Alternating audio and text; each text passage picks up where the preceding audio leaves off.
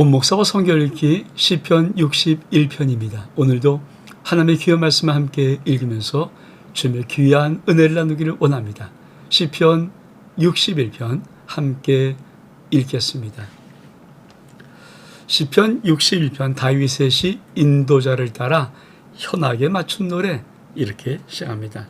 하나님이여 나의 부르짐을 들으소서 내 기도에 유의하소서.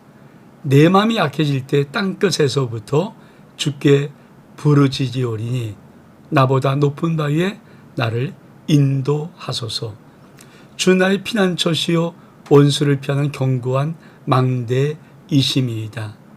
내가 영원히 주의 장막에 머물며 내가 주의 날개 아래로 피하리이다. 시편 61편은 다윗의 시입니다. 별다른 부제가 없으니까 다윗의 시인데 이걸 보통 개인 탄식시라고 하기도 합니다. 우리 같이 한번 보겠습니다. 자, 하나님이여 나의 부르짐을 들으시며 내 기도에 유의하소서. 사실 다윗이 항상 탄식할 때 어떤 사정을 하나님 아뢰일 때는 꼭 당부하는 것이 있죠. 하나님 내 기도를 꼭 들어주세요. 사실 모든 성도들의 마음 아닙니까? 우리가 하나님께 나가서 하나님께 기도할 때는 하나님이 꼭 내 기도를 잘 들어주시기를 바라는 마음. 다윗의 우리가 탄식시를 참 여러 편을 봤는데 항상 제일 중요한 첫째 나오는 것이 뭡니까? 하나님 내가 지금 이렇게 아버지 앞에 간절히 기도하는 요 기도를 꼭 좀 들어주세요. 귀를 기울여 주세요. 오늘은 어떤 말씀을 쓰십니까? 그렇죠. 내 기도에 유의하소서. 잘 지켜봐 달라는 거죠. 유의하소서. 유의. 좀 뜻을 가지고 깊은 마음으로 좀 내가 무슨 말을 하는가를 좀 하나님 잘 들어봐 주세요. 이런 것입니다. 다윗은 어떤 상황이었을까요? 오늘 보니까 내 마음이 약해질 때 땅끝에서부터 주께 부르짖으오니 나보다 높은 바위에 나를 인도하소서. 여러분, 다윗은 지금 자기의 마음이 약해졌다고 합니다. 근데 표현이 참 재밌습니다. 내 마음이 약해졌습니다. 심리적으로 참 마음 위축되고 약해졌습니다. 근데 하나님과의 거리감이 얼만큼 많은가? 이렇게 표현합니다. 자, 내 마음이 약해질 때 심리적인 약함이죠. 근데 땅끝에서부터 주께 부르짖습니다. 내가 지금 땅끝에서 저 끝에서 주께 부르짖는 것입니다. 여러분, 우리가 심리적인 약해질 때 심리적인 이 공간이 마치 지리적으로 계산하면 어떤 느낌이냐면 땅끝까지 서 있는 느낌. 땅끝에, 벼랑 끝에 서 있는 느낌. 사실 우리가 그렇잖아요. 우리 마음이 약해지고 우리 마음이 뭔가 무너지고 내 마음이 우울해지고 그럴 때 사실은 그렇게 가까웠던 사람들과의 거리도 멀어져요. 그러니까 이상하게 멀어지잖아요. 가까이 있으면 안 될 것 같고 내가 좋아하면 안 될 것 같고 내가 만나면 안 될 것 같고 뭔가 나를 싫어할 것 같은 이 거리감의 느낌. 근데 정말 다윗이 심리적으로 마음이 약해졌을 때 어떻게 느끼냐면은 하나님 내가 지금 기도는 하긴 하는데 이게 땅끝에서부터 기도하는 느낌입니다. 그래서 어떤 신학자들은 이 시편 61편을 땅끝에서 드리는 기도 이렇게 제목을 붙이기도 합니다. 여러분 참 다윗의 이 표현이 얼만큼 아름다운지, 그러니까 시적인 표현이 아름답다는 거죠. 이게 마음은 좀 얼만큼 이게 잘 표현했다는 느낌. 여러분 우리가 정말 믿음 생활하면서 우리 하나님과의 거리감이 심리적으로나 지리적으로 어떤 느낌인가? 여러분 하나님과의 거리가 더 가까이 느낌. 주님이 내 곁에 계십니다. 내 오른편에 계십니다. 내 왼편에 계십니다. 이 느낌으로 우리는 끊임없이 살아가는 믿음의 행진을 해야 됩니다. 그러면서 뭐라고 말합니까? 이렇게 말합니다. 나보다 높은 바에 나를 인도하소서. 땅끝 멀리 있는 이런 느낌의 내가 주님이 나의 기도를 들어주셔서 나의 모든 소원을 응답해 주셔서 나를 안정된 반석 위에 좀 세워주어서, 그러면 그 안정된 곳을 다윗은 뭐라고 표현하는가? 이렇게 표현한 겁니다. 주 나의 피난처시요 원수를 피하는 견고한 망대이니이다. 그러니까 내가 지금 주님과 뭔가 마음이 약해져서 멀어진 느낌이 있을 때, 주님, 이 느낌으로 살아갈 수가 없습니다. 나보다 좀 높은 안전한 반석에 좀 세워주세요. 근데 그게 어떤 곳입니까? 심리적인 곳은 주님이 나의 피난처가 되고 주님이 나의 견고한 망대. 그러면 우리가 어떤 일을 만났습니다. 어떤 문제로 내가 힘들고 어렵고 괴로워합니다. 그리고 내가 심령이 약해질 때, 주님과의 이 거리감이 멀어질 때 내가 느끼는 또 하나의 안타까운 믿음의 사라짐이 있죠. 주님이 나의 피난처라는 이 의식이, 주님이 나의 견고한 망대라는 이 의식이 사라져 간다는 거예요. 그래서 다윗은 이거를 바꾸고 싶은 겁니다. 주님, 내가 정말 땅끝을 기도한 느낌으로 기도하지만 나를 좀 안전한 높은 바위에 좀 세워주세요. 근데 이 바위는 다른 곳이 아닙니다. 주님이 나의 피난처시요 주님이 나의 견고한 망대. 이 마음, 이 믿음, 여기에 세워달라는 거죠. 근데 그것은 사실은 지리적으로 보면 어떤 곳일까요? 그렇죠. 4절에 보니까 내가 영원히 주의 장막에 머물며 내가 주의 날개 아래로 피하리이다. 여러분, 다윗은 주님이 나의 피난처고 나의 견고한 망대뿐 아니라 주님이 나를 반석에 세운다는 그 지리적인 장소를 다윗은 언제나 바라봤던 것이 주의 성전이에요. 그러니까 주의 성전, 여러분, 그래서 성전 안에 있는 것이 얼만큼 놀라운 축복인가. 내가 성전 밖에 머물고 있다는 것은 뭡니까? 그만큼 지금 땅끝으로 내 마음이 무너져 그렇게 거리감을 느낀다는 거거든요. 사실 우리가 솔직히 말하면 인생이 힘들고 무겁고 답답하고 마음이 우울하고, 그리고 무엇인가 솔직히 말해서 내 마음이 약해질 때 우리는 제일 먼저 어디 있나요? 성전 밖에 있어요. 사람들이 성전, 그러니까 사실 이 멀어짐의 느낌이 뭡니까? 성전을 나오기가 힘든 거예요. 그 다윗은 어디를 반석으로 보았는가? 어디를 견고한 망대로 보았고 요새를 보았는가?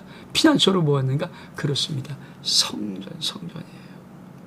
그러니까 여러분, 정말 믿음으로 여러분이 주의 전을 향하여서 올라가는 것이 얼만큼 위대한 축복의 은혜인가를, 이거를 알아야 합니다. 마음 약해지고 인생 문제 생기면 나는 그만 성전 밖으로 밀려가는데, 이 느낌이 땅끝에 서 있는 느낌이라는 것입니다. 그러면 이 성전은 어떤 것인가? 주 하나님이요 주께서 나의 소원을 들으시고 내 주의 이름을 경외한 자가 얻을 기업을 내게 주셨나이다. 그렇죠. 이 하나님의 저는 주님이 나의 소원을 들어주시는 그것, 그리고 주의 이름을 경외한 자에게 하나님의 기업을 주시는 축복. 그러니까 이거 뭔가 회복의 은혜죠. 회복의 은혜. 놀라운 축복의 은혜죠. 여러분, 주님이 내게 주신 기업이 있다면 왜 삶이 약해지고 무너졌을까요? 그러니까 이런 것들이 다 사라져버렸던 느낌이 다윗의 탄식하는 부분이거든요. 근데 다윗이 믿음으로 고백하는 것이 무엇입니까? 주님, 지금 내가 땅끝에 있는 느낌으로 기도를 드리지만 나는 주의 성전에 안에 있고 싶어요. 그것은 주님이 나의 소원을 들어주시는 것, 주님이 내게 주의 기업을 내게 주시는 것, 이것이 다윗의 고백입니다. 그러면서 갑자기 이렇게 말합니다. 주께서 왕에게 장수하게 하사 그의 나이가 여러 대 미치게 하시리이다. 그러니까 영원히 하나님 앞에서 거주하리니 인자와 진리를 예비하사 그를 보호하소서. 갑자기 6절 7절은 주께서 왕에게 장수하사, 우리가 앞에도 이런 시를 보았습니다. 그러니까 왕에게 드리는 기도예요. 왕에게 드리는 기도, 왕을 위해서 하는 기도거든요. 근데 그래서 이 시편 61편을 신학자들은 아마 이게 뒷부분에 어떤 후대 사람들이 집어넣은 것이 아닌가 이런 생각도 하는데 그것은 아니고요. 여러분, 우리의 신앙에 참 아름다운 다윗의 고백, 우리는 다윗의 시를 볼 때마다 신앙이 어떻게 아름답게 흘러가는가, 어떻게 고백하며 나가는가. 자, 지금 다윗의 마음이, 이게 탄식이니까 다윗이 힘들어하고 어려워합니다. 그래서 내 기도를 좀 들어주세요.